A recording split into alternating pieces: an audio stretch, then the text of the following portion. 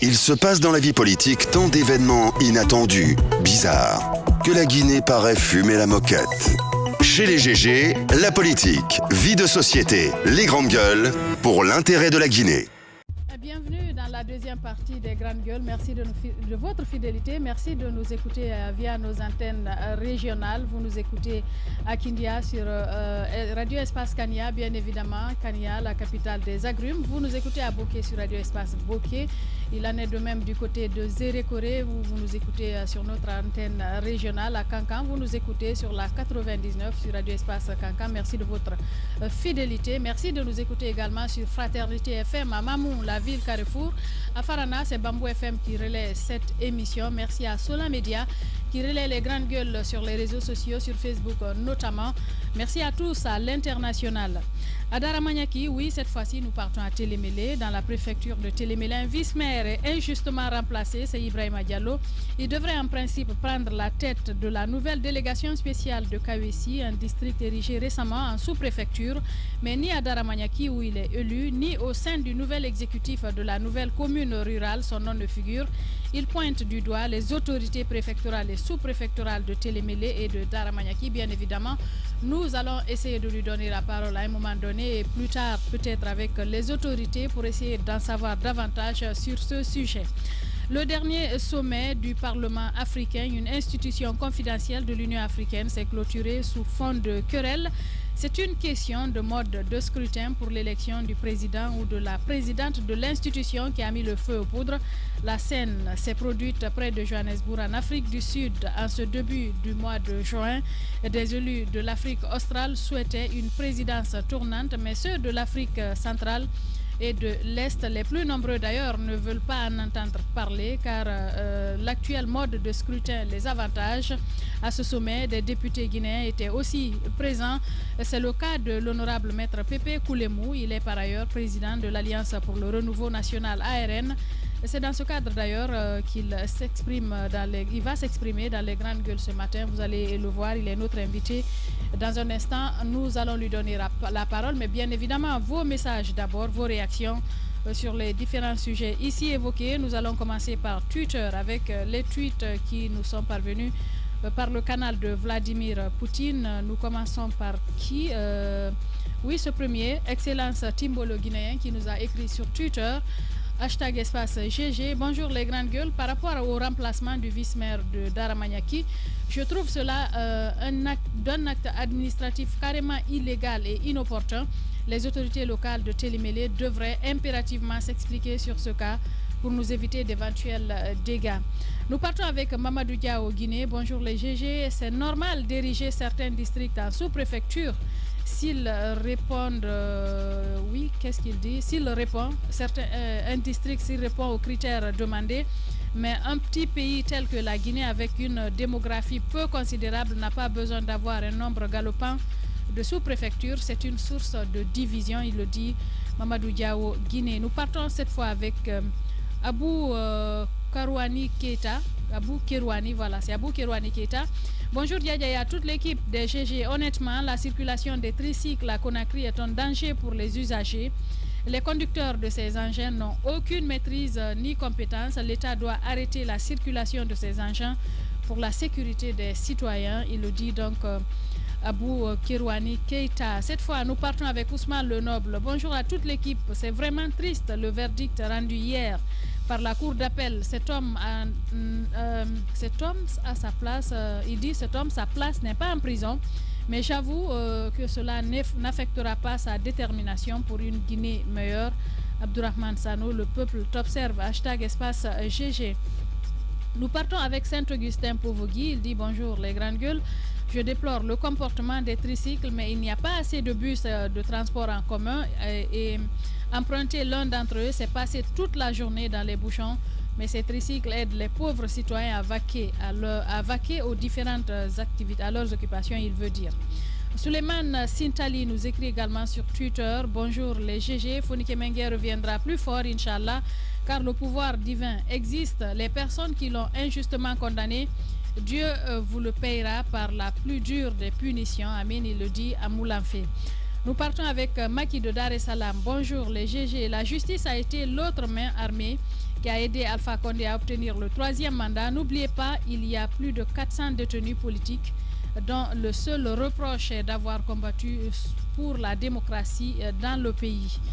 Kafumba Ramos Komara, bonjour les grandes gueules. Madame Yero, faisons attention à un peuple qui ne parle plus parce que quand ça va chauffer, il n'y aura plus de clôture pour sauter. On ne peut pas parler de dialogue et de réconciliation en jetant les gens en prison à cause de leur idéologie.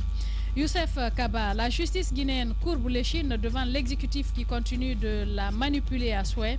Ce qui est reproché à ces activistes est constatable chez bien de soutien au pouvoir. L'indépendance de la justice, ce n'est pas pour demain. #espace GG. Nous partons avec Ibrahim Assouri Kouyaté, toujours sur Twitter. Une justice aux ordres qui agit au gré des humeurs de l'exécutif ne peut rendre que des verdicts biaisés. Fonike Mangue est le symbole même de la résistance du don de soi pour le triomphe de la démocratie dans ce pays. Il rentre dans les annales de l'histoire. #espace GG. Nous partons donc sur une autre plateforme. Merci à tous les internautes qui nous ont écrit sur Twitter. Nous partons avec vos messages. Bonjour les grandes gueules. Je voudrais signaler que la justice guinéenne est indépendante et a rendu hier des sentences en toute indépendance concernant Fonike Mengi et Madik sans frontières. Retenez aussi que de la même manière qu'aucun juge n'est venu se justifier maintenant concernant les jugements rendus au temps de Lansana Conté, aucun ne viendra se justifier devant vous demain après Alpha Condé. Ces mêmes juges vont juger les affaires même après Alpha Condé et toi, chroniqueur, ne peux qu'en parler dans tes chroniques. Sano Lamine, donc, qui nous envoie ce message.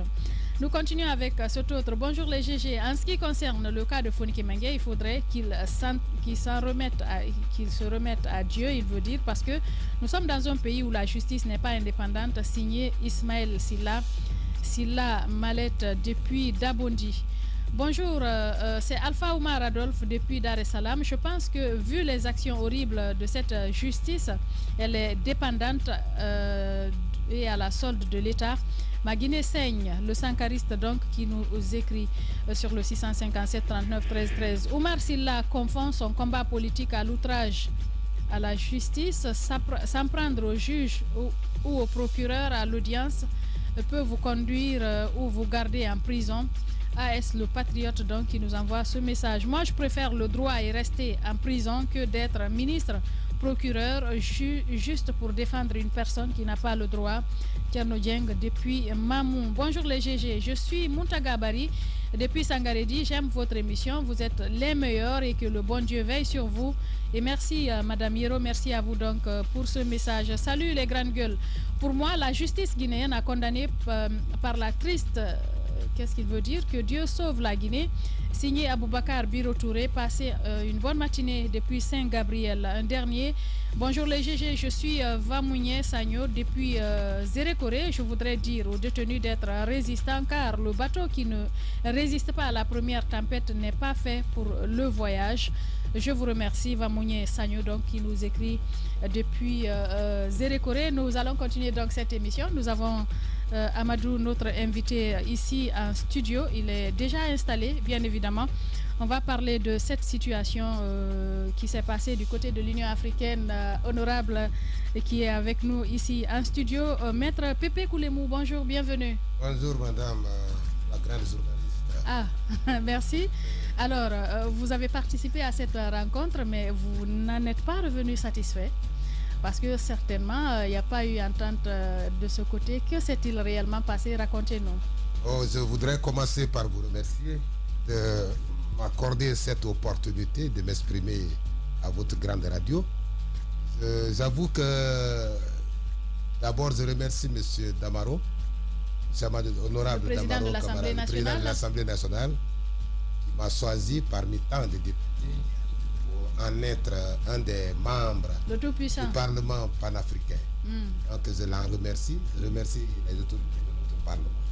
Bien. Nous sommes arrivés à Johannesburg le 20 et nous nous sommes rendus au Parlement panafricain le lendemain, le 21. Nous avons fait acte de présence, on nous a montré tous les bureaux et le 22, nous avons commencé les activités par d'abord la présentation de l'institution parlementaire, quelle est sa composition, quels sont les organes de cette institution et éventuellement le règlement intérieur de cette institution.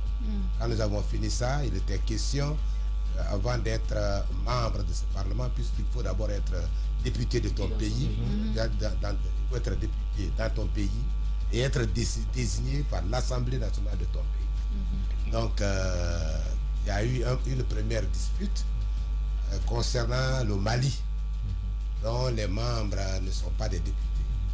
Il y a eu une contestation sérieuse les concernant par rapport à leur prestation de serment. Or, lorsque vous ne prêtez pas serment, vous n'êtes pas encore membre. Vous êtes désigné, mais vous n'êtes pas qualifié tant que vous n'avez pas prêté serment.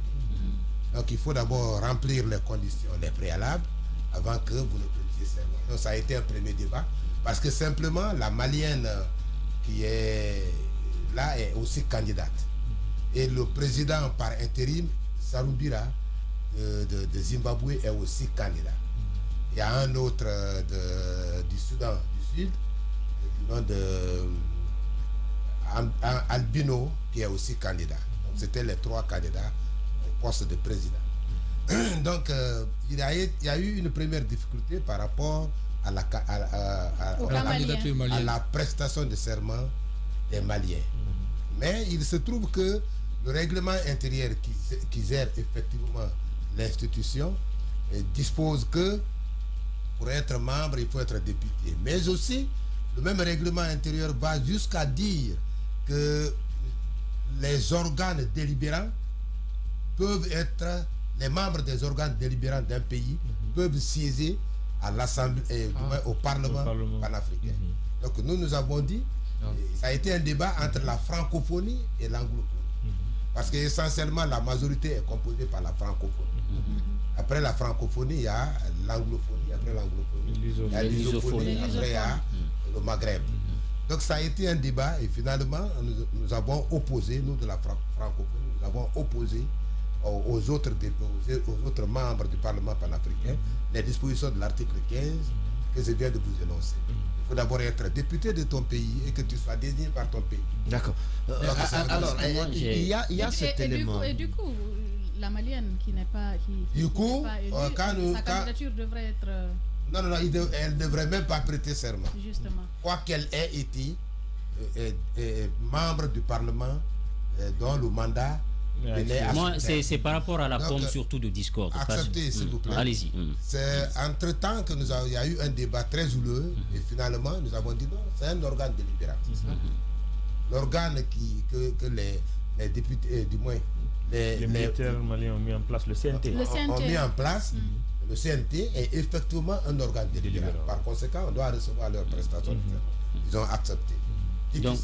Donc même s'il y a un problème de légitimité qui se pose, sur quoi ils se battent. Alors la forme de discorde, c'était une mauvaise publicité quand même pour le Parlement panafricain. Tout le monde en parle parce qu'il y avait eu bagarre, un véritable pugilat où des coups de poing ont été donnés, des coups de pied, notamment le député sénégalais qui avait donné un coup de pied à une députée. C'était pas plaisant à voir. Le problème, c'est que c'est le mode de scrutin, d'élection.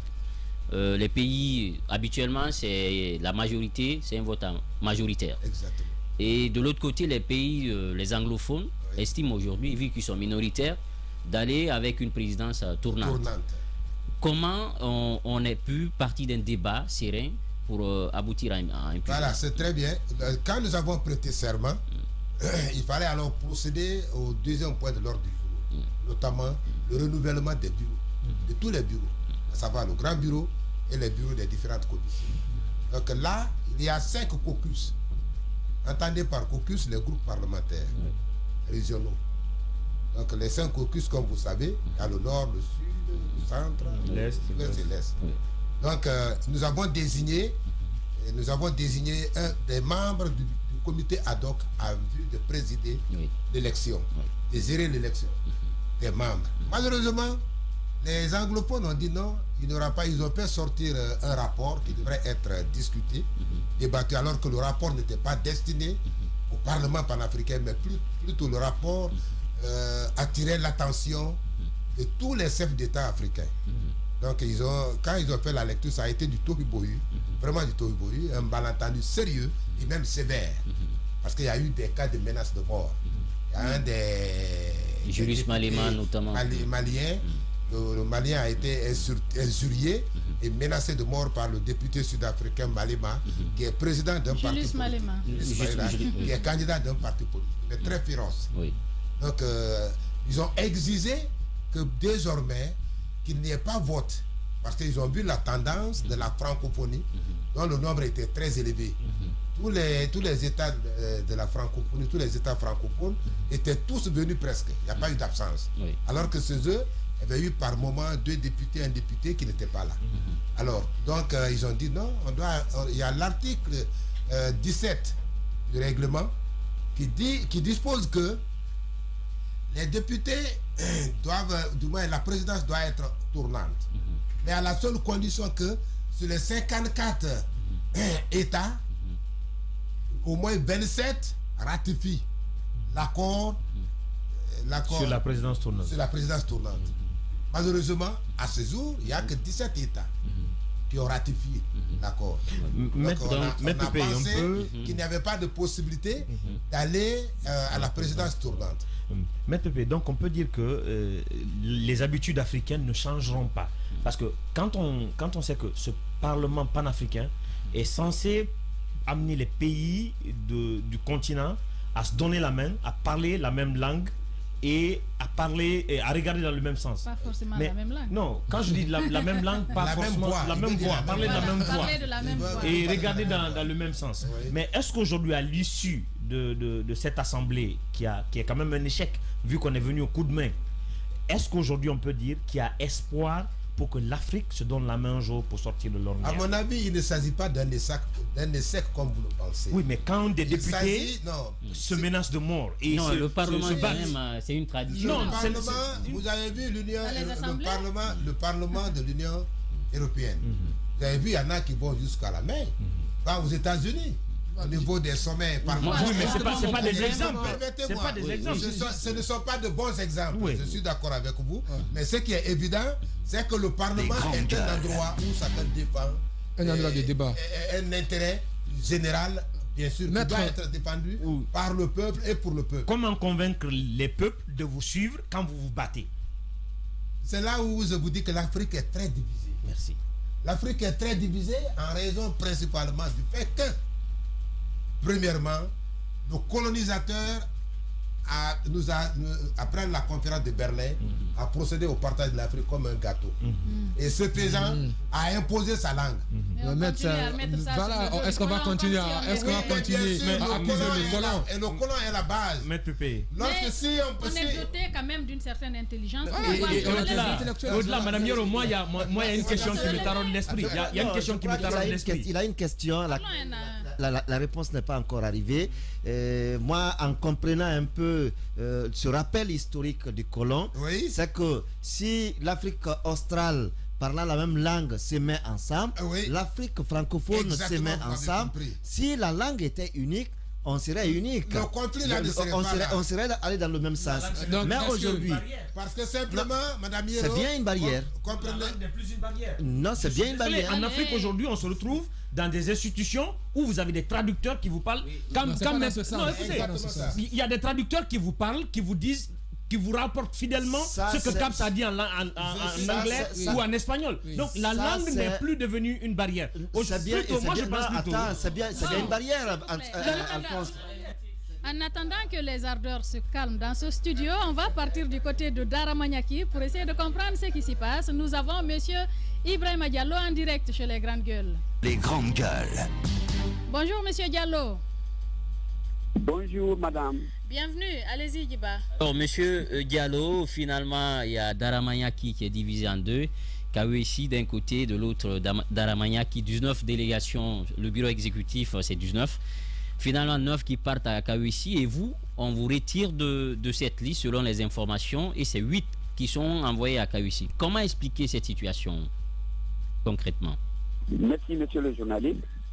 C'est une situation très étonnante et c'est monsieur le ministre de l'Administration et de la Décentralisation qui a envoyé un message voie hiérarchique au sous-préfet de la nouvelle commune rurale de Kawesi de remonter les 9 conseillers qui sont de Kawesi, qui sont issus de la commune rurale de Daramanian. Alors, à notre grande surprise, il est resté seul et faire une liste, peut-être avec son corrupteur. Il a envoyé la liste à Télémélé. Mais il se trouve que la liste là, il m'a enlevé, il m'a remplacé. Arrivé à Télémélé, les autorités ont pu découvrir cela. Il vous a remplacé par qui? Allô? Il vous a remplacé par qui? Il m'a remplacé par quelqu'un d'autre. Donc j'ignore même le nom, puisqu'il a envoyé 9. Donc cela veut dire qu'il m'a remplacé. Mais je ne connais pas le contenu et le nom qui m'a remplacé. Maintenant, vous dites vous avez été remplacé et aujourd'hui on est en train d'en parler. Jusque-là, vous n'avez pas pris sur vous la responsabilité de savoir pourquoi vous avez été remplacé et par qui vous avez été remplacé. Est-ce que, à vrai dire, vous êtes intéressé par ce poste désormais? Écoutez, monsieur le journaliste, je vais revenir d'abord sur ma légitimité, moi. Donc, moi, je suis élu. J'ai été proposé en 2018, comment on appelle, aux élections de 2018. J'ai été proposé par mon parti et j'ai été élu et conseillé par ma communauté de Daramaniaki. J'ai été élu aussi deuxième vice-maire par l'ensemble des conseillers, les 23 conseillers qui composent Daramaniaki. Donc, je pense que je suis légitime. Alors, et je ne vois pas comment cela peut se passer. Et je me dis aussi, est-ce qu'un problème politique? Non, il n'y a pas un problème politique. Pourquoi? Puisque moi, je suis un militant du parti RPG depuis 1993. Ça fait 28 ans. Et le président, son excellence, le président professeur Alpha Condé m'a décerné une médaille d'honneur lors de sa tournée de 2015. Pourquoi? Parce que j'ai été militant et juste depuis 1993, je n'ai pas encore failli et je n'ai pas encore été suspendu par mon parti. Donc ça, je ne pense pas à un problème politique. Si c'est le problème de compétence, je suis comptable et ça a valu même que ma nomination au poste du président de la commission des finances et des finances et de la mobilisation de ressources à Daramaniaki. Avez-vous répondu à la question Alors, M. Diallo, est-ce que vous avez essayé de chercher à comprendre? Avez-vous peut-être posé des questions? Oui, j'ai posé des questions. Qu'est-ce qu'on vous a dit? J'ai posé des questions à Télémélé et le préfet dit qu'il n'est pas concerné parce qu'il ne sait pas ce qui s'est passé à Kawesi. Et le sous-préfet, on accuse également le sous-préfet. Que vous a-t-il dit? Le sous-préfet a dit aux médias que c'est un secret administratif. Bien. Allez-y, Alphonse. Et il y a d'autres informations. De notre dernière interview, vous étiez sur le point d'aller voir le gouverneur de Kindia pour discuter de cette situation. Est-ce que vous avez fait le déplacement sur Kindia pour savoir ce qui n'a pas marché? J'allais venir à Kindia, mais j'ai eu des informations selon lesquelles que madame le gouverneur doit se déplacer pour venir à Kawesi. Donc je me dis, est-ce que je dois me déplacer? Donc je dois attendre.